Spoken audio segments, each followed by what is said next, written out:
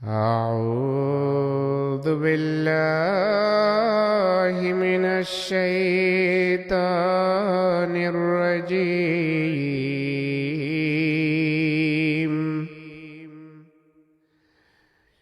بسم الله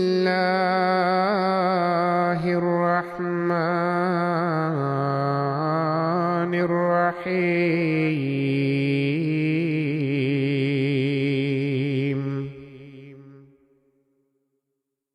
ولقد آتينا داود منا فضلا يا جبال أوبي معه والطير وألنا له الحديد. আর নিশ্চয় আমরা আমাদের পক্ষ থেকে দাউদকে অনুগ্রহে ভূষিত করেছিলাম এবং বলেছিলাম, হে পাহাড় পর্বত, পূর্ণ আত্মসমর্পণ করে তার সাথে আল্লাহর দিকে বিনত হও, এবং হে পাখিরা, তোমরাও বিনত হও। আর আমরা তার জন্য লোহা নরম করে দিয়েছিলাম। أن اعمل سابغات وقدر في السرد واعملوا صالحا إني بما تعملون بصير. আর দাউদকে বলেছিলাম, তুমি এমন বর্ম বানাও যা দেহকে পুরোপুরি ঢেকে দেয়, এবং এর আংটাগুলো ছোট রাখো, আর তোমরা সবাই সৎ কাজ করো। তোমরা যা করছো নিশ্চয় আমি তা গভীর দৃষ্টিতে দেখে থাকি। ولسليمان الريح غدوها شهر ورواحها شهر وسلنا له عين القطر ومن الجن من يعمل بين يديه بإذن ربه ومن يزغ منهم عن أمرنا نذقه من عذاب السعير.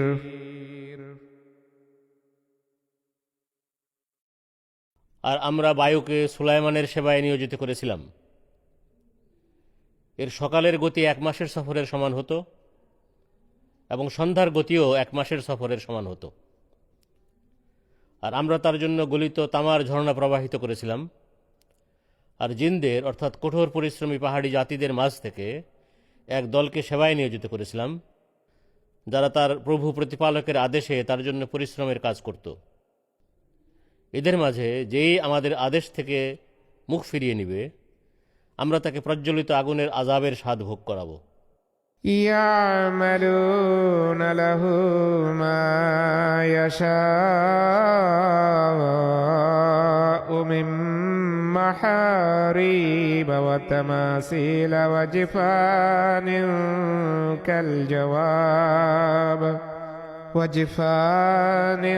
كالجواب وقدور الراسيات اعملوا آل داود شكرا وقليل من عبادي الشكور. সে অর্থাৎ সুলাইমান যা চাইত তারা তার জন্য সেটাই নির্মাণ করত, অর্থাৎ বড় বড় দুর্গ, প্রতিমূর্তি, পুকুরের ন্যায় বড় বড় গামলা, এবং একই স্থানে পড়ে থাকা এমন ভারী ডেগ। হে দাউদের বংশধর, আল্লাহর প্রতি কৃতজ্ঞ হয়ে কৃতজ্ঞতার মান উপযোগী কাজ করো, কিন্তু আমার বান্দাদের মাঝে অল্পই আছে যারা সত্যিকার অর্থে কৃতজ্ঞ। فلما قضينا عليه الموت ما دلهم على موته إلا دابة الأرض تأكل من سأته فلما خر تبينت الجن ولو كانوا يعلمون الغيب ما لبثوا في العذاب المهين অতএব আমরা যখন তার অর্থাৎ সুলাইমানের জন্য মৃত্যুর আদেশ জারি করলাম, তখন তার মৃত্যু সম্পর্কে মাটির একটি কীট, অর্থাৎ তার অযোগ্য পুত্র যে তার রাজদণ্ডটি খেয়ে ফেলছিল, সে ছাড়া অন্য কেউ তাদের অর্থাৎ পাহাড়ি জাতিগুলোকে খবর দেয়নি। এরপর যখন এই সাম্রাজ্যের পতন হলো, তখন জিনদের অর্থাৎ পাহাড়ি জাতিগুলোর কাছে এটা সুস্পষ্ট হয়ে গেল, তাদের যদি অদৃশ্যের জ্ঞান থাকত তাহলে তারা লাঞ্ছনাজনক আযাবে পড়ে থাকত না।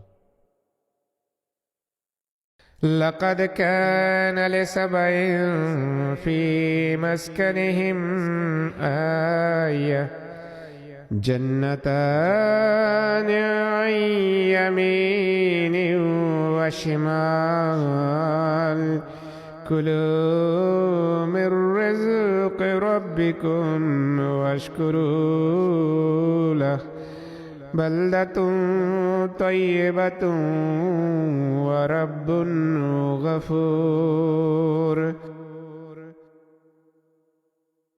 সাবা জাতির জন্য তাদের নিজ আবাসভূমিতে নিশ্চয় এক বড় নিদর্শন ছিল। এর ডানে ও বামে দুটি বাগান ছিল।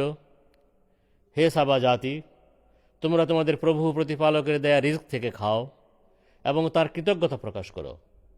সাবার কেন্দ্র একটি উত্তম শহর ছিল, আর এ শহরের একজন ক্ষমাশীল প্রভু প্রতিপালক ছিলেন।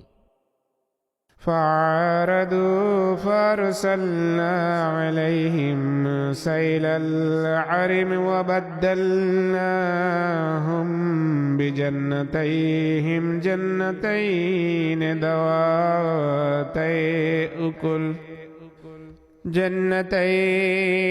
ذواتي أكل خمط وأثل وشيء من سدر قليل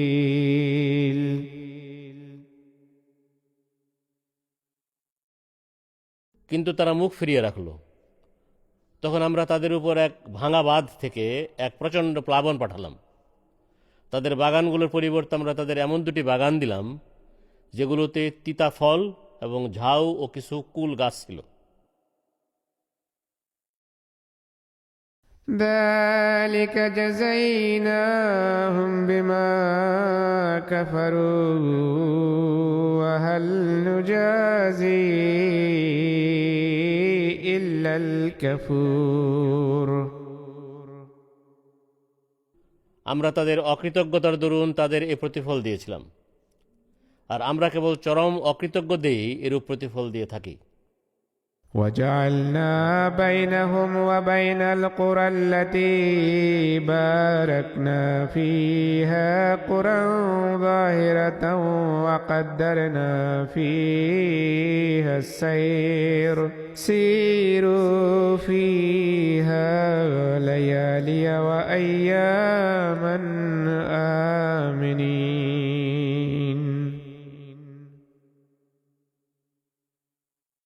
আর আমরা তাদের ও আমাদের দ্বারা বরকতমণ্ডিত জনপদগুলোর মাঝে আরও উল্লেখযোগ্য জনপদ বানিয়েছিলাম, আর আমরা এগুলোর মাঝে সহজে চলাফেরা করা সম্ভবপর করে দিয়েছিলাম।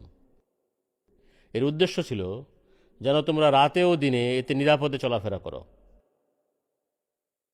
فقالوا ربنا باعد بين أسفارنا وظلموا أنفسهم فجعلناهم أحاديث ومزقناهم كل ممزق إن في ذلك لآيات لكل صبار شكور এরপর তারা যখন অকৃতজ্ঞ হয়ে গেল, তখন তারা বলল, হে আমাদের প্রভু প্রতিপালক, তুমি আমাদের সফরের দূরত্ব বাড়িয়ে দাও। আর তারা নিজেরাই নিজেদের প্রতি জুলুম করল।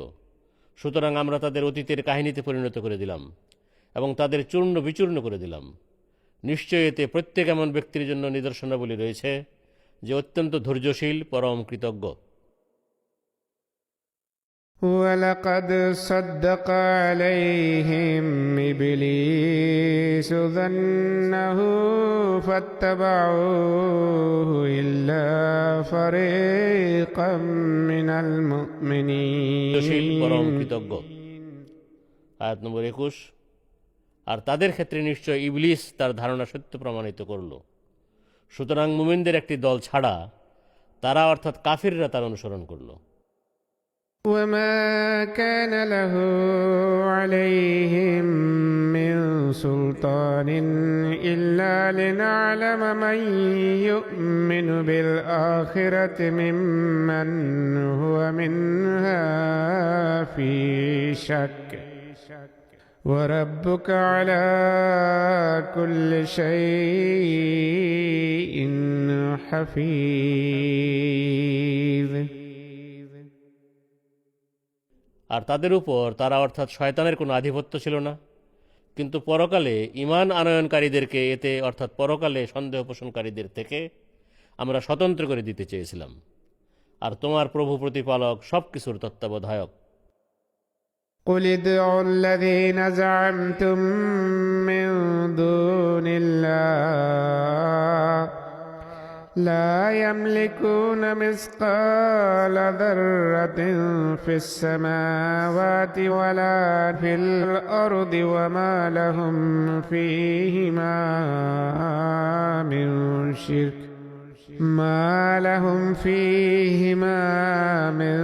شرك وما له منهم من ظهير। তুমি বলো, আল্লাহ ছাড়া যাদের তোমরা উপাস্য বলে মনে করে বসেছ, তোমরা তাদের ডাকো। তারা আকাশসমূহ ও পৃথিবীতে এক অনুপরিমাণ কোনো কিছুর মালিক নয়, আর এ দুটোতে তাদের কোনো অংশও নাই এবং তাদের কেউই তাঁর সাহায্যকারী নয়। ولا تنفع الشفاعة عنده إلا لمن أذن له حتى إذا فزع عن قلوبهم قالوا ماذا قال ربكم قالوا الحق وهو العلي الكبير।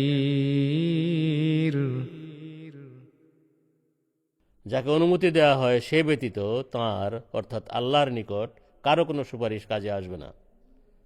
অবশেষে তাদের হৃদয় থেকে যখন ভয় দূর করে দেয়া হবে, তখন তারা তাদের সুপারিশকারীদের জিজ্ঞেস করবে, তোমাদের প্রভু প্রতিপালক তোমাদের এখন কি বললেন? তারা বলবে, সত্য বলেছেন, আর তিনি উচ্চ মর্যাদাশীল, অতি মহান। قل من يرزقكم من السماوات والأرض قل الله وإنا أو إياكم لعلى هدى أو في ضلال مبين। তুমি কাফিরদের জিজ্ঞেস করো, আকাশসমূহ ও পৃথিবী থেকে কে তোমাদের রিজক দান করেন? তুমি নিজেই বলে দাও, আল্লাহ। আর এ কথাও বলে দাও, হয় আমরা না হয় তোমরা সঠিক পথে প্রতিষ্ঠিত, অথবা সুস্পষ্ট বিপথগামিতায় নিপতিত। قل لا تسألون عما أجرمنا ولا نسأل عما تعملون। তুমি বলো, আমরা যে অপরাধ করেছি সে সম্পর্কে তোমাদের জিজ্ঞেস করা হবে না, এবং তোমরা যা করছো সে সম্বন্ধে আমাদেরও জিজ্ঞেস করা হবে না। قل يجمع بيننا ربنا ثم يفتح بيننا بالحق وهو الفتاح العليم। তুমি বলো, আমাদের প্রভু প্রতিপালক আমাদের উভয় পক্ষকে একত্র করবেন, এরপর তিনি সত্য ও ন্যায়ের সাথে আমাদের মাঝে মীমাংসা করবেন, আর তিনিই উত্তম মীমাংসাকারী, সর্বজ্ঞ। قل أروني الذين ألحقتم به شركاء كلا بل هو الله العزيز الحكيم। তুমি বলো, তোমরা তাঁর সাথে যাদের শরীক রূপে সংযুক্ত করেছ, আমাকে তাদের দেখাও তো দেখি। এরূপ কখনো করতে পারবে না, বরং তিনিই আল্লাহ, যিনি মহাপরাক্রমশালী, পরম প্রজ্ঞাময়। وما أرسلناك إلا كافة للناس بشيرا ونذيرا ولكن أكثر الناس لا يعلمون।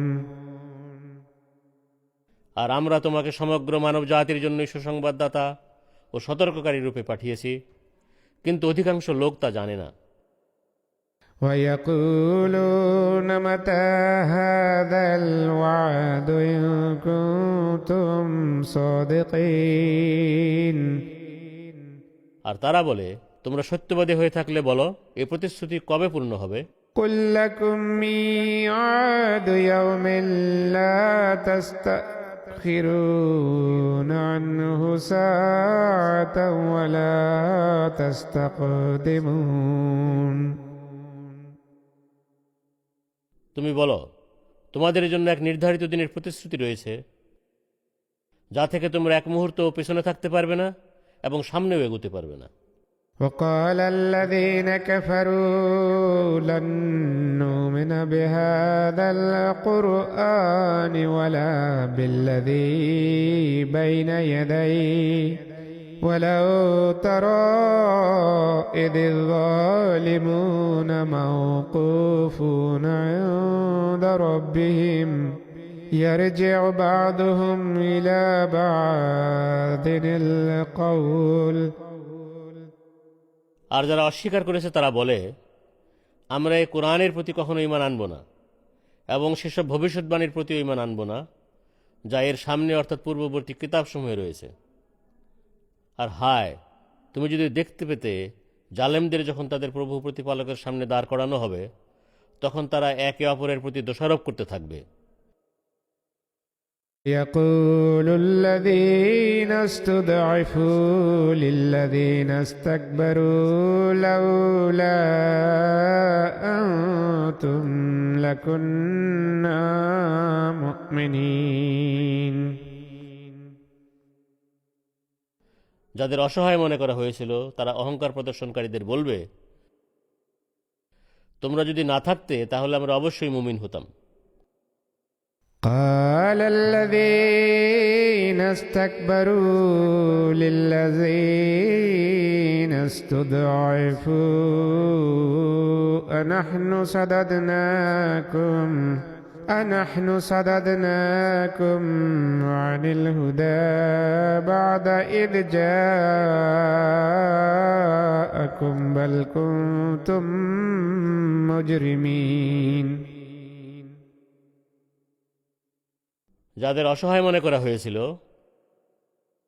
অহংকার প্রদর্শনকারীরা তাদের বলবে, আমরা কি তোমাদের কাছে হেদায়েত আসার পর তা থেকে তোমাদের বিরত রেখেছিলাম? বরং তোমরাই অপরাধী ছিলে।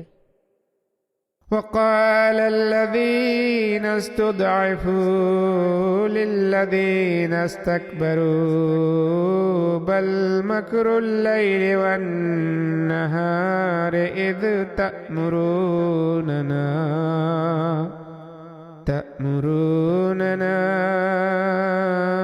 أن نكفر بالله ونجعل له أندادا।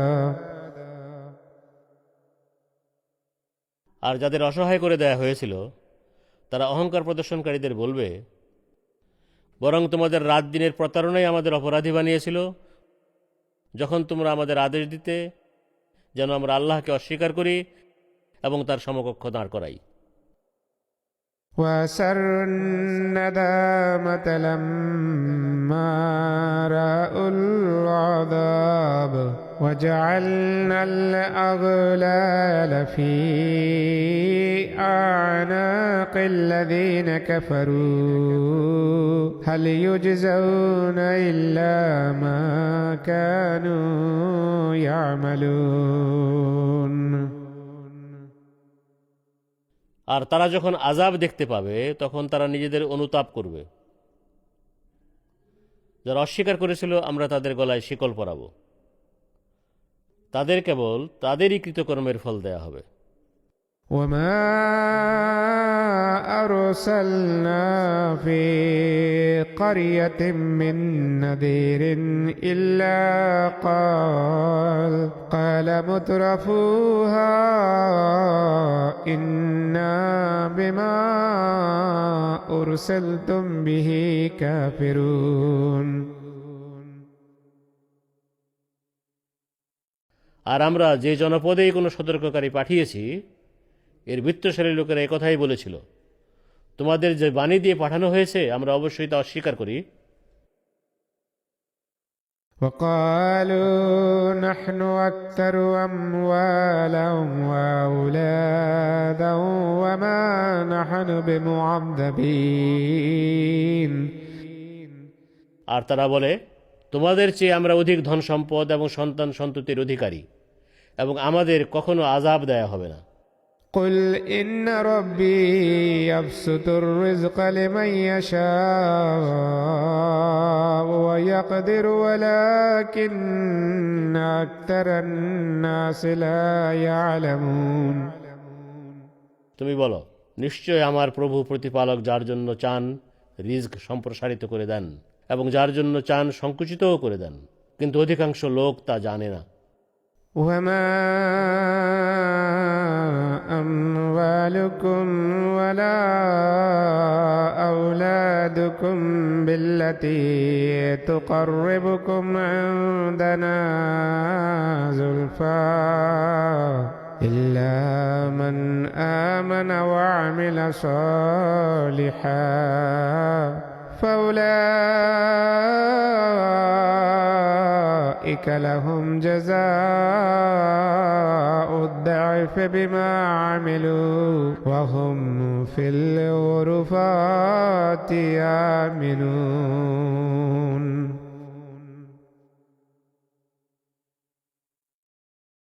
আর তোমাদের ধন সম্পদ ও তোমাদের সন্তান সন্ততি এমন কিছু নয় যা তোমাদেরকে মর্যাদায় আমাদের নিকটবর্তী করে দিবে, তবে যে ঈমান আনে এবং সৎ কাজ করে সেই নৈকট্যপ্রাপ্ত হয়, এদেরই কৃতকর্মের দরুন এদের দ্বিগুণ পুরস্কার দেয়া হবে এবং এরা সুউচ্চ প্রাসাদে শান্তিতে থাকবে। والذين يسعون في آياتنا معاجزين أولئك في العذاب محضرون। আর যারা আমাদের আয়াতসমূহ ব্যর্থ করার চেষ্টায় ছুটে বেড়াচ্ছে এদেরকেই আযাবের সম্মুখীন করা হবে। قل إن ربي يبسط الرزق لمن يشاء من عباده ويقدر له وما أنفقتم من شيء فهو يخلفه وهو خير الرازقين। তুমি বলো, নিশ্চয় আমার প্রভু প্রতিপালক নিজ বান্দাদের মাঝে যার জন্য চান রিজক সম্প্রসারিত করে দেন এবং কখনো কখনো তার জন্য রিজক সংকুচিতও করে দেন। আর তোমরা যাই খরচ করো তিনি এর বিনিময়ে দিয়ে থাকেন, আর তিনি রিজিক দাতাদের মাঝে সর্বোত্তম। ويوم يحشرهم جميعا ثم يقول للملائكة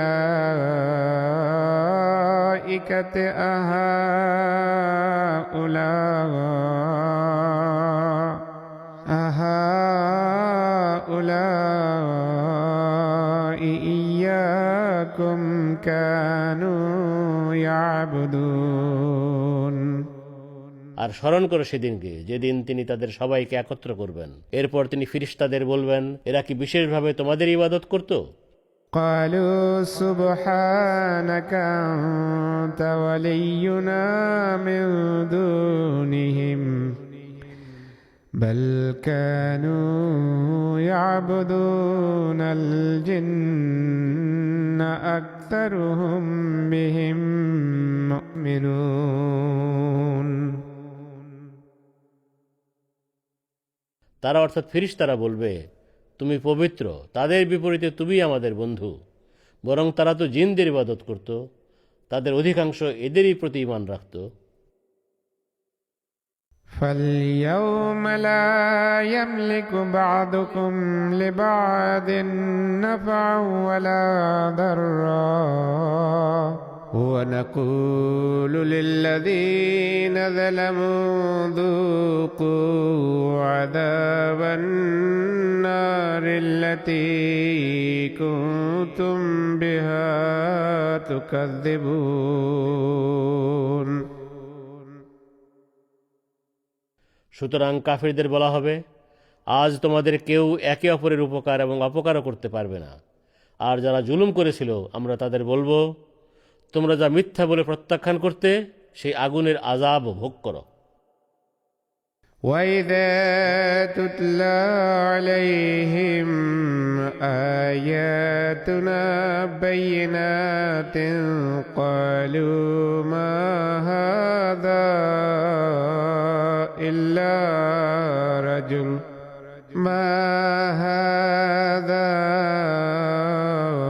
إِلَّا رَجُلٌ يُرِيدُ أَن يَصُدَّكُمْ عَمَّا كَانَ يَعْبُدُ آبَاؤُكُمْ وَقَالُوا مَا هَذَا إِلَّا إِفْكٌ مُفْتَرًى।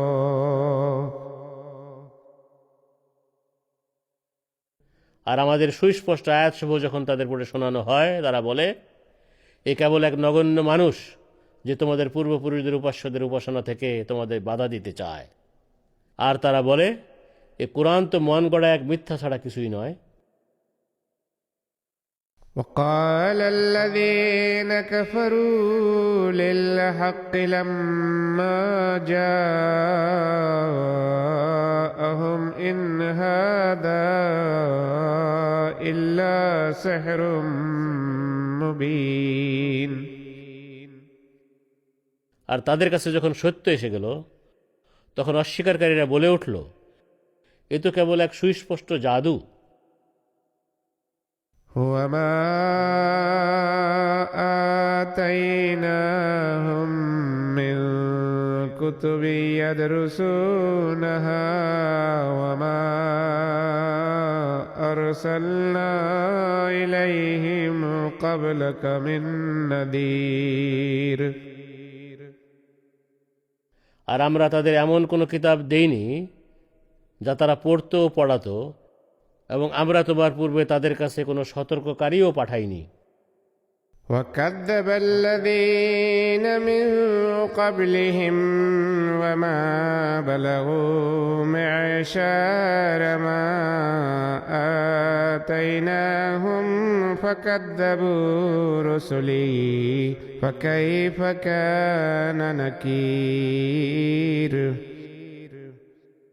আর তাদের পূর্ববর্তীরাও রসুলদের মিথ্যাবাদী আখ্যা দিয়ে প্রত্যাখ্যান করেছিল, অথচ আমরা তাদের যা দান করেছিলাম এরা এর ক্ষমতার 10 ভাগের 1 ভাগও অর্জন করতে পারেনি। তথাপি এরাও যখন আমার রসুলদের মিথ্যাবাদী আখ্যা দিয়ে প্রত্যাখ্যান করলো, তখন এরা দেখে নিক কিরূপ কঠোর হয়ে থাকে আমার শাস্তি। قل إنما أعظكم بواحدة أن تقوموا لله مثنى وفرادا ثم تتفكروا ما بصاحبكم من جنة। তুমি বলো, আমি তোমাদের শুধু একটি বিষয়ে উপদেশ দিচ্ছি, তোমরা দুজন করে এবং একজন করে আল্লাহর খাতিরে দাঁড়িয়ে যাও। এরপর চিন্তা করো, তাহলে বুঝতে পারবে তোমাদের সাথীর মাঝে কোনো পাগলামি নাই। إن هو إلا نذير لكم بين يدي عذاب شديد। সে তো কেবল এক কঠোর আযাবের পূর্বে তোমাদের জন্য একজন সতর্ককারী হয়ে এসেছে। قل ما سألتكم من أجر فهو لكم إن أجري إلا على الله وهو على كل شيء شهيد। তুমি বলো, আমি তোমাদের কাছে যে প্রতিদানই চাই তা তোমাদেরই কল্যাণের জন্য চেয়ে থাকি। আমার প্রতিদান তো কেবল আল্লাহর কাছেই রয়েছে, আর তিনি প্রত্যেক বিষয়ে সাক্ষী। قل إن ربي يقذف بالحق علام الغيوب। তুমি বলো, নিশ্চয় আমার প্রভু প্রতিপালক সত্যের মাধ্যমে মিথ্যাকে আঘাত করেন, তিনি সব অদৃশ্য বিষয়ে জ্ঞাত। قل جاء الحق وما يبدئ الباطل وما يعيد। তুমি বলো, সত্য এসে গেছে এবং মিথ্যা কোনো কিছুর সূচনাও করতে পারে না বা এর পুনরাবৃত্তিও করতে পারে না। قل إن ضللت فإنما أضل على نفسي وإن اهتديت فبما يوحي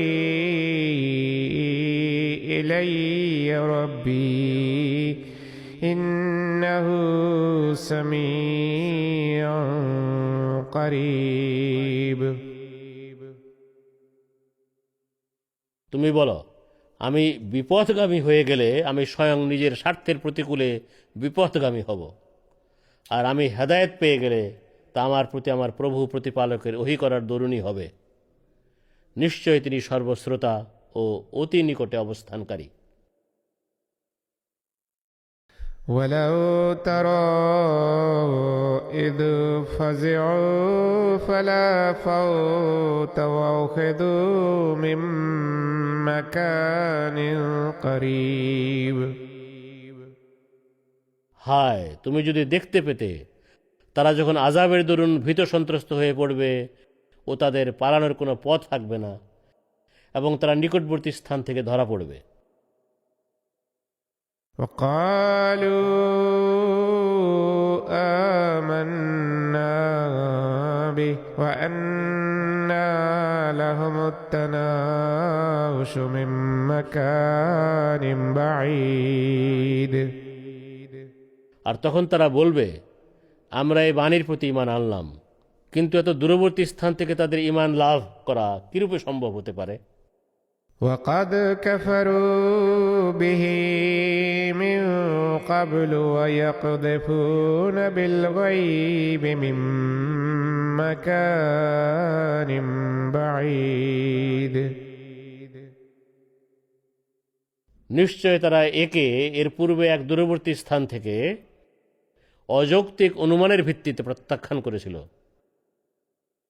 وحيل بينهم وبين ما يشتهون كما فعل بأشياعهم من قبل إنهم كانوا في شك مريب। আর তাদের মাঝে এবং তারা যা কিছু চাইবে এর মাঝে সেভাবে বাধা সৃষ্টি করা হবে যেভাবে ইতিপূর্বে তাদের সমশ্রেণীর লোকদের সাথে করা হয়েছিল। নিশ্চয় তারা সদা অস্থিরতা সৃষ্টিকারী এক সন্দেহে পড়ে আছে। বিসমিল্লাহির রহমানির রহিম।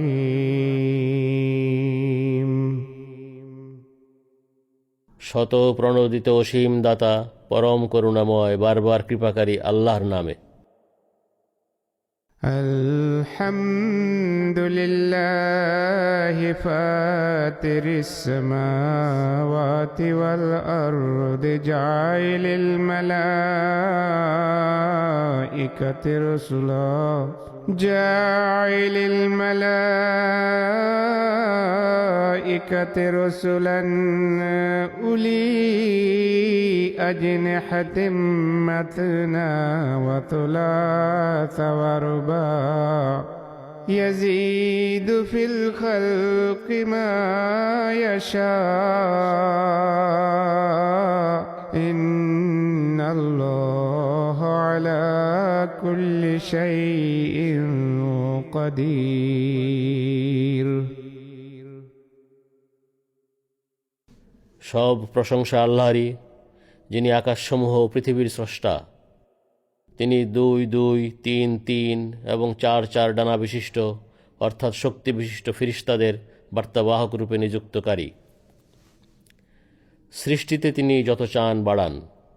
নিশ্চয় আল্লাহ প্রত্যেক বিষয়ে সর্বশক্তিমান। ما يفتح الله للناس من رحمة فلا ممسك لها وما يمسك فلا مرسل له من بعده وهو العزيز الحكيم আল্লাহ মানুষের জন্য রহমতের যে দুয়ার খুলে দেন তা কেউ বন্ধ করতে পারে না, এবং তিনি যা বন্ধ করে দেন এরপর কেউ তা জারি করতে পারে না। আর তিনি মহাপরাক্রমশালী, পরম প্রজ্ঞাময়। يا أيها الناس اذكروا نعمة الله عليكم هل من خالق غير الله يرزقكم من السماء والأرض لا إله إلا هو فأنا تؤفكون হে মানব জাতি, তোমাদের প্রতি আল্লাহর অনুগ্রহ স্মরণ করো। আল্লাহ ছাড়াও কি কোনো স্রষ্টা আছে যে আকাশ ও পৃথিবী থেকে তোমাদের রিজক দান করে? তিনি ছাড়া কোনো উপাস্য নাই।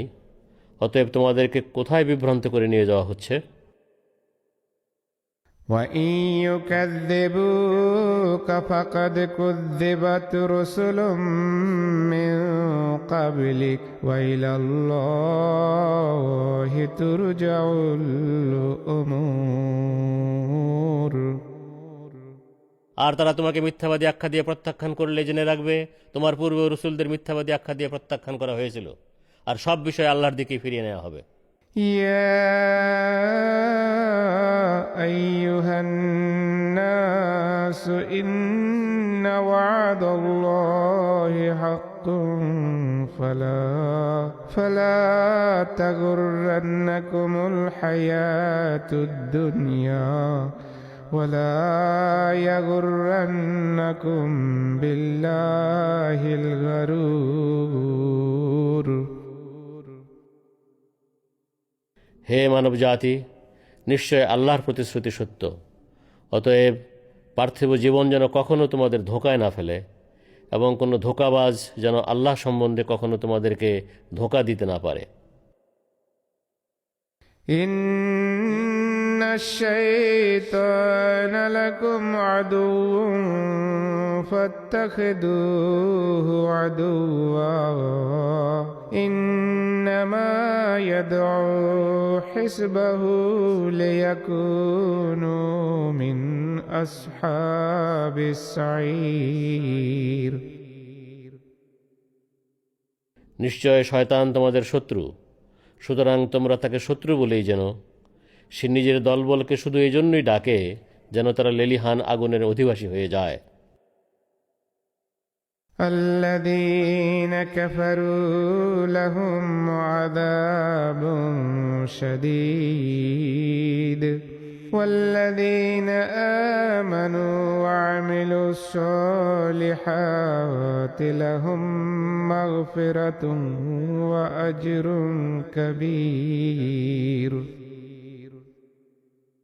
যারা অস্বীকার করেছে তাদের জন্য রয়েছে কঠোর আযাব, এবং যারা ঈমান এনেছে এবং সৎ কাজ করেছে তাদের জন্য রয়েছে ক্ষমা ও অনেক বড় পুরস্কার।